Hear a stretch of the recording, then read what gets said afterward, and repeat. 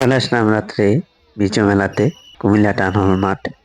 রাতের বেলা এসে দেখলাম যে কবি মেলাটা অনেক জমজমাট হয়েছে। রাতের বেলা অনেক মানুষ বের হয়েছে, যেহেতু এই মেলাটা থাকার কথা আরো 2-3 দিন। তাই এই মেলাটা কিন্তু এখন আর নাই, মেলাটা কিন্তু এখন উঠিয়ে দেওয়া হয়েছে।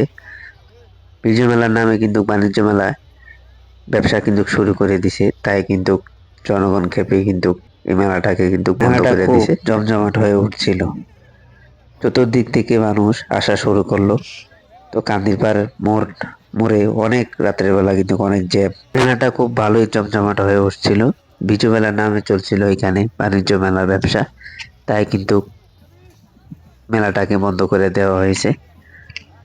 তো এই মেলাতে কিন্তু অনেক বিভিন্ন ধরনের আইটেম উঠছিল।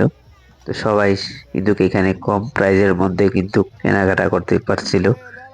তো এখানে দেখেন কত সুন্দর সুন্দর বাসার জন্য, দেখেন অনেক কিছু আছে। এই মেলা থেকে কিন্তু অনেকে অনেক কিছু নিছে।